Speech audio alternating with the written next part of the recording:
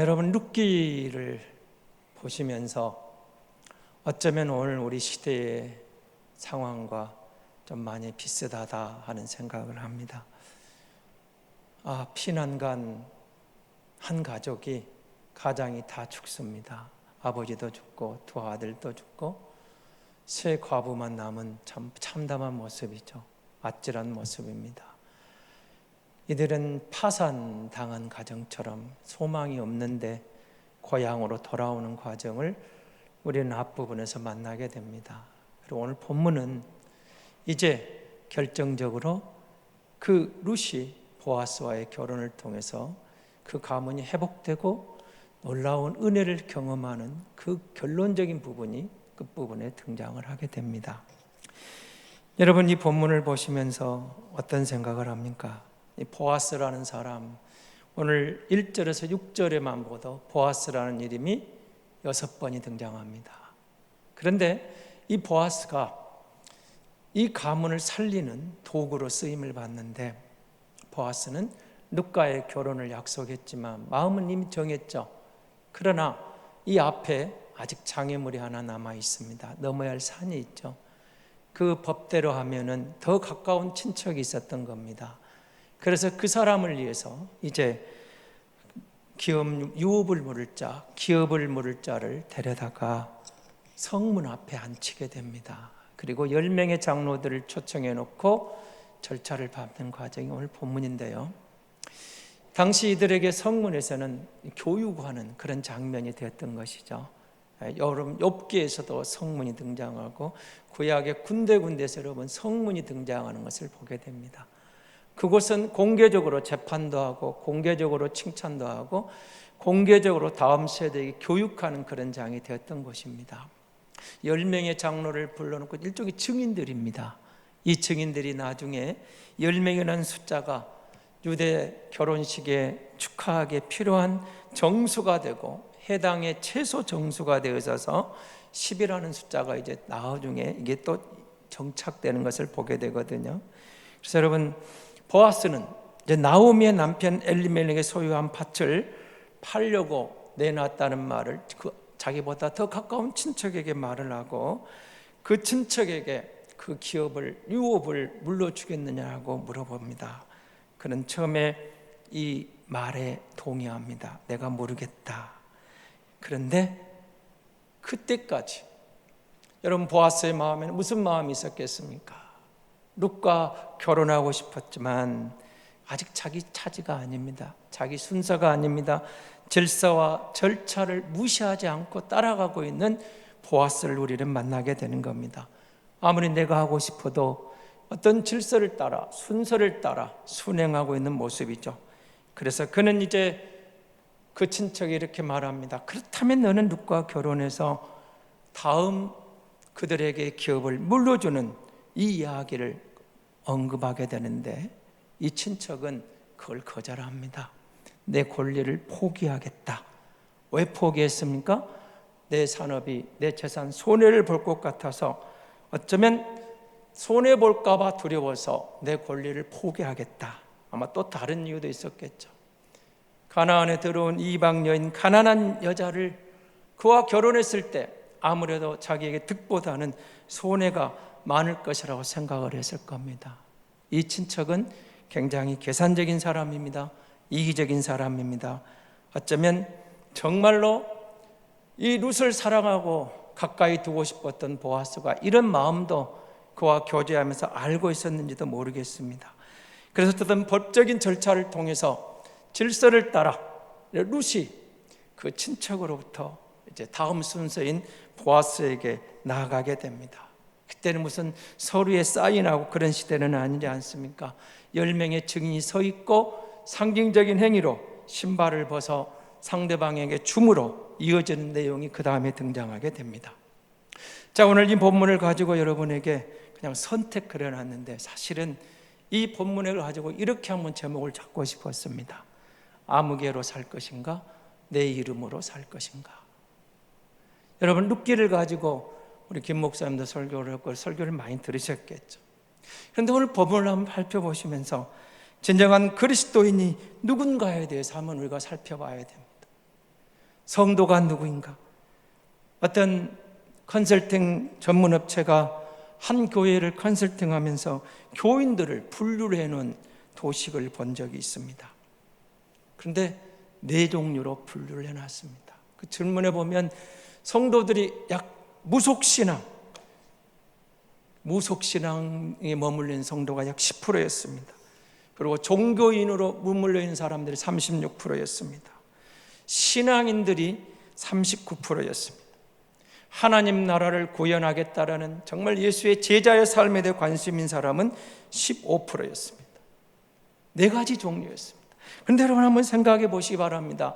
여러분이 맨 처음 교회 오면서 무슨 생각을 했습니까? 우리가 하나님 나라를 구현하겠다고 했습니까? 아닙니다.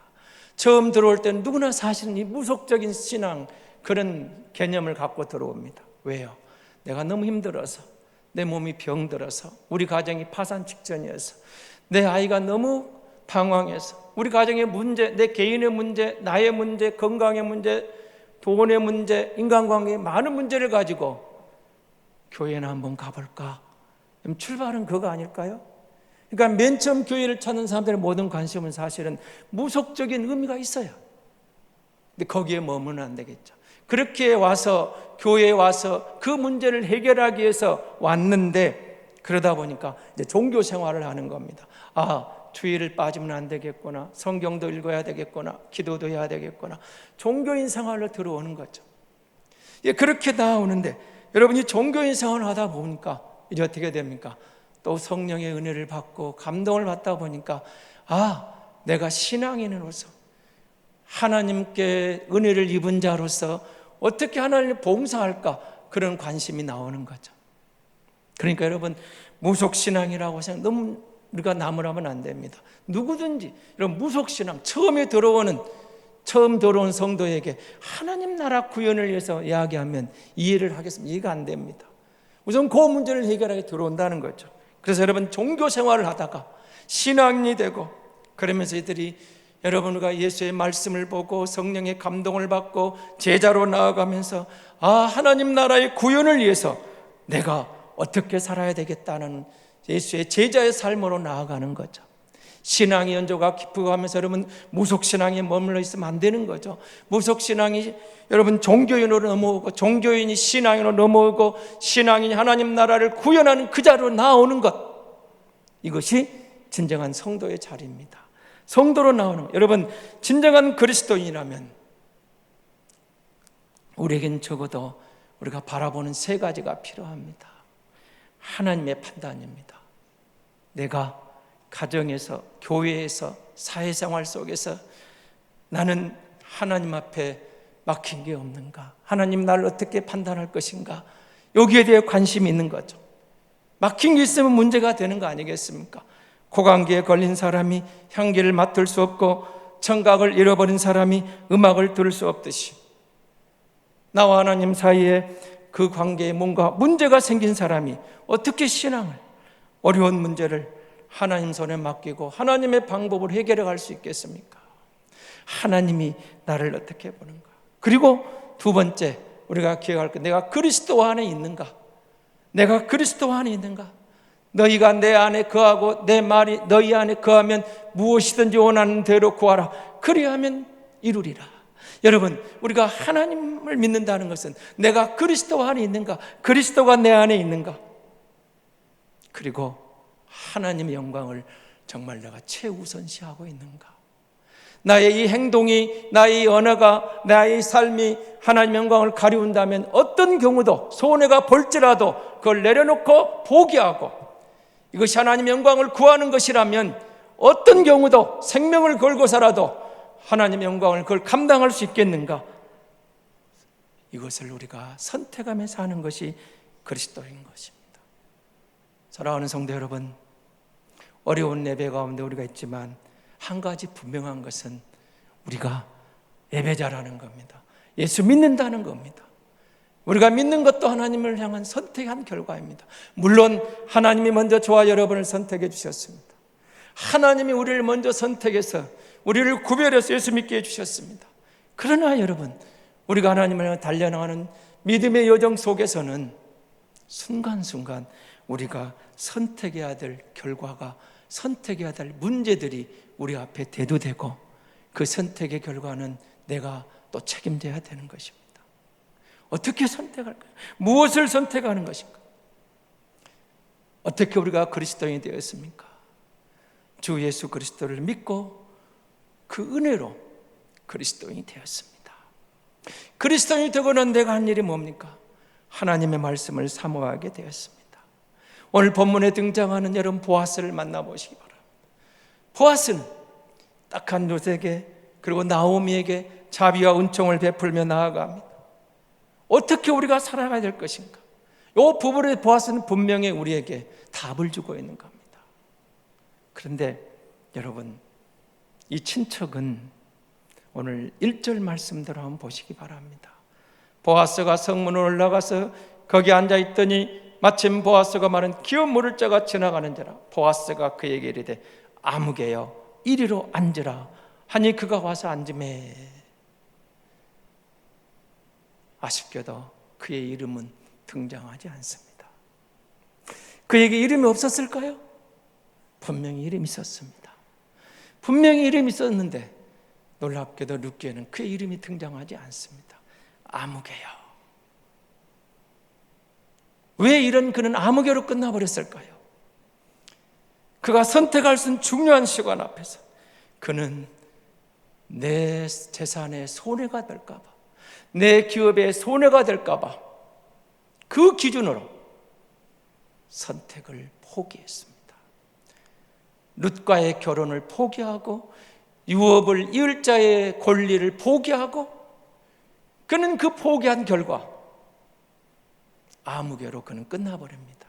아니, 그는 성경 역사에서, 신앙 역사에서, 역사 가운데 무대에서 사라져버립니다. 등장하지 않습니다. 그런데 여러분 본문의 보아스를 보십시오. 보아스가 계속 나옵니다. 보아스가 오늘 본문에만 6번이 등장하거든요. 보아스가 이를 뭘 하는 겁니까? 룻의 이야기를 듣고 룻을 긍휼히 여기고 그 기업을 내가 물러가겠다, 유업을 이을 자가 되어야 되겠다, 내 앞에 있는 또 다른 더 가까운 친척이라는 그 부분을 뛰어넘어서라도 그는 질서를 지키면서 순서를 따라 절차를 밟아가면서 하나하나 밟아갑니다. 보아스가 등장합니다. 계속 보아스는 그 일을 이루기까지 선택하고 추진하고 선택하고 나아가고 또 선택하고 나아가게 되는 겁니다. 보아스라는 이름이 여러분 나중에 어떻게 되는가는 놀라운 반전이 나오지 않습니까? 다윗의 증조 할아버지, 그리고 그 가문에서 예수 그리스도가 다윗의 후손으로 등장하면서 보아스라는 이름이 여러분 예수님의 족보에 등장하게 되는 겁니다. 아무개로 살 것인가? 내 이름으로 살 것인가? 우리는 이런 고민을 하게 됩니다. 왜 그리스도인인가? 왜 내가 그리스도인이 되었는가? 지금 나는 진정한 성도의 자리에 있는가? 나는 진정한 그리스도인의 자리로 나아가고 있는가? 우리 자신에게 물어야 할 때입니다. 위기 앞에 있을 때 내가 어떤 방법으로 그 위기를 대처하고 있습니까? 내 재산에 손해가 될까 봐서 기업 물을 자, 유업 물을 자를 포기하고 있는 아무개, 손해를 볼 것을 각오하면서도 그것을 적극 나서서 선택하고 또 선택하고 선택해서 나오미와 룻에게 긍휼을 베푸는 보아스의 모습하고 여러분 선명하게 대조되지 않습니까? 환경이 변화되어 올 때 어떻습니까? 여러분 오늘 우리는 예배 환경이 달라도 너무 달라진 상황 속에서 있습니다. 너무 많은 변화가 왔습니다. 비대면 예배를 예전에 생각이나 했습니까? 말도 안 되는 상황이었습니다. 그런데 현실이 되었습니다. 그 상황 가운데 우리는 선택할 수 있습니다. 예배자로 설 것인가, 예배를 포기할 것인가, 하나님 앞에 영과 진리로 나가는 예배자로 나아갈 것인가, 신령과 진정으로 예배하는 예배 자리에서 내가 하나님을 갈망할 것인가, 내가 여호와의 영광을 구할 것인가, 내가 여호와의 기쁨을 구하고 그의 임재를 하나님의 임재를 내가 있는 그곳에서, 내가 드린 그 예배 자리에서 하나님의 임재를 갈망할 것인가? 아니면 이 예배가 종교의 행위에 불과하는 형식적으로 예배를 드리기는 드리되 형식으로 드릴 것인가? 종교인의 어떤 의무로 머물러 버릴 것인가? 우리에게는 많은 문제가 다가옵니다. 고통이 다가올 때도 있습니다. 힘든 어려운 삶이 우리에게 다가올 때도 있습니다. 맞습니다. 얼마든지 그런 상황이 전개됩니다. 어쩌면 지난 한 해가 그랬고 지금 우리 상황이 그렇습니다. 예상하지 못한 일들이 벌어옵니다. 그럼에도 불구하고 우리는 새해를 맞이했고 우리가 하나님 앞에 나아갔다 우리는 청지기로 나아갑니다. 내가 어떤 자세로 하나님을 섬길 것인가? 내가 진정한 그리스도인인가? 내가 정말 성도의 자리에 있는가? 나는 진짜 리얼 크리스찬의 자리에 있는가? 이때 어쩌면 우리는 이런 질문을 해야 될 때라고 생각합니다. 그것이 아마 아무개로 살 것인가? 내 이름으로 살 것인가? 선택의 기로에 서 있던 보아스와 친척의 상황과 비슷하지 않을까요? 우리가 청지기 임명도 제대로 못했습니다. 그러나 여러분, 손을 작년 그대로 거의 새로운 한 몇 가정만 보강을 하고 또 정리하고 그리고 새로운 순들을 그대로 보강을 해서 발표를 합니다. 청지기 임명도 거의 비슷합니다. 그러나 우리가 그 상황 속에서 어떻게 하나님 앞에 내가 서 있어야 될 것인가? 무속신앙에 머물러 있을 것인가? 종교인에 머물러 있을 것인가? 신앙인에 머물러 있을 것인가? 아니면 하나님 나라 구현을 위해서 이 상황 속에서, 이 고통 속에서, 이 힘든 여건 속에서 내가 무엇을 할 것인가? 나는 정말 성도의 자리에 있는가? 나는 정말 신자의 자리에 있는가? 하나님 앞에 나를 물어볼 때라고 생각합니다. 그리고 우리가 이렇게 나아갈 필요가 있다고 생각합니다. 정말 그 상황 속에서 나는 무엇을 기준으로 선택하고 있는가? 내가 누구인가? 나는 진짜 그리스도인인가? 코로나19 앞에서 비대면이 일상화되어 있는 상태, 모임이 금지된 상황 속에서 그럼에도 불구하고 그 상황에서 성도의 자리로 나아갈 것인가? 가정에서, 일터에서 나는 진짜 그리스도인인가? 지금처럼 도전이 오는 자리가 어디 있습니까? 여러분, 신앙의 긴 여정 속에서 나는 지금 어디에 있는가? 그걸 한번 우리가 물어볼 때라고 생각합니다. 아무개로 살 것인가? 아니면 내 이름으로 살 것인가? 가정에서 나는 진정한 그리스도인인가? 자신의 모습이 가장 적나라하고 분명하게 드러나는 곳이 가정 아닐까요? 아내에게 나는 어떤 모습일까? 남편에게 나는 어떤 모습? 자식들에게 나는 어떤 모습일까? 부모에게 나는 어떤 모습일까? 신자의 자리인가? 체크를 해야 되지 않겠습니까? 그리고 정말 우리가 보아스처럼 손해보는 결정을 하는 것 같았는데 여러분, 그가 다윗의 증조 할아버지가 되고 그의 가문에서 그가 예수 그리스도의 족보에 들어가는 이 놀라운 개인의 복과 가문의 복을 누리게 될 줄을 보아스들 알았을까요? 그 아무개는 이 상황을 정말 알았을까요? 만약에 말입니다. 역사에 만약이라는 단어는 없겠습니다만은 아무개가 그가 보아스가 선택한 그 결과가 다윗이 그의 후손이 나오고 그 다윗의 계보에 이어서 예수 그리스도가 오고 그가 이런 복을 받고 그 가문 이런 복을 받는다는 결과를 알 수 있었다면 아무개는 어떤 선택을 했을까요? 손해볼까 봐 포기했을까요? 그러지는 않았을 겁니다. 아쉽게도 저나 여러분도 마찬가지로 우리가 어떤 선택에 대한 결과를 모릅니다. 내일 일은 모릅니다. 지금 내게 당면한 그 문제 가운데, 그 상황 가운데 내가 성도의 자리에 있는가? 내가 신자의 자리에 있는가? 나는 진짜 그리스도인인가? 진짜 그리스도인이 누구입니까? 하나님의 은혜를 입은 자입니다. 하나님의 은혜를 입고 믿음으로 살아가는 사람입니다. 그래서 여러분, 보아스를 통해서 우리에게 다가오는 게 있습니다.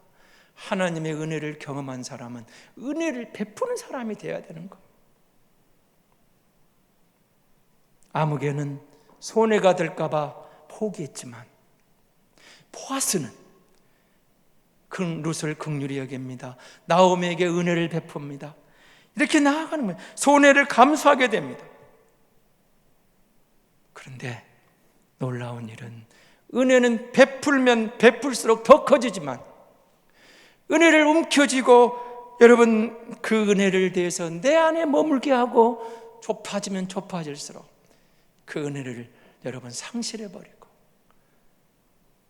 은혜는 베풀수록 더 커진다는 사실을 잊지 마시기 바랍니다. 하나님 앞에 우리가 은혜를 받은 자입니다. 받은 은혜를 베풀 때 더 큰 은혜를 받는 것이 은혜의 법칙입니다. 은혜를 베풀 줄 아는 사람, 여러분 11절을 한번 보시기 바랍니다. 어떻게 되어 있습니까? 11절 한번 같이 보겠습니다. 성문에 있는 모든 백성과 장로들이 이르되 우리가 증인이 되나니 여호와께서 내 집에 들어가는 여인으로 이스라엘의 집을 세운 라헬과 레와 두 사람 같게 하시고 내가 에브라에서 유력하고 베들레헴에서 유명하게 하시기를 원하며. 무슨 말입니까? 룻과 나오미가 이제 이 보아스로 은혜를 입었을 때 주변에 있는 사람들이 이들을 높입니다. 이들을 축복합니다. 보아스를 축복합니다. 보아스 가문을 축복합니다. 은혜를 베푸는 사람을 주님의 방법으로 높여주시는 줄로 믿습니다. 우리가 하나님의 은혜를 입어서 거룩한 백성이 되었습니다. 성도가 되었습니다. 이제 우리가 정말 무속인의 신앙에서 종교인이 되었고 종교인의 신앙이 신앙인의 세월 나가고 하나님의 웬 은혜인지 우리가 하나님 나라의 구원에 대한 거룩한 목표가 우리 안에 싹 텄습니다. 내 안에 싹 텄어요. 그 하나님의 영광을 구하게 됩니다. 하나님의 임재를 구하게 됩니다. 전에는 상상도 못했는데 하나님의 영광이 먼저라는 겁니다. 그의 나라가 먼저라는 겁니다. 여러분, 은혜를 받은 우리가 은혜를 베풀 때 하나님께서 가문을 높여주십니다. 하나님의 은혜를 베풀 줄 아는 사람에게 뿐 아니라 그 가정과 그 가문에도 하나님이 놀라운 복을 허락해 주셨다는 사실을 여러분 잊지 마시기 바랍니다. 청지기로 우리가 부름을 받았습니다. 하나님의 나라의 구현을 위해서 하나님의 영광에 대한 목마름이 우리에게 다가옵니다. 부족하지만 우리가 하나님의 영광을 위하여 이 청지기직을 감당하는 것.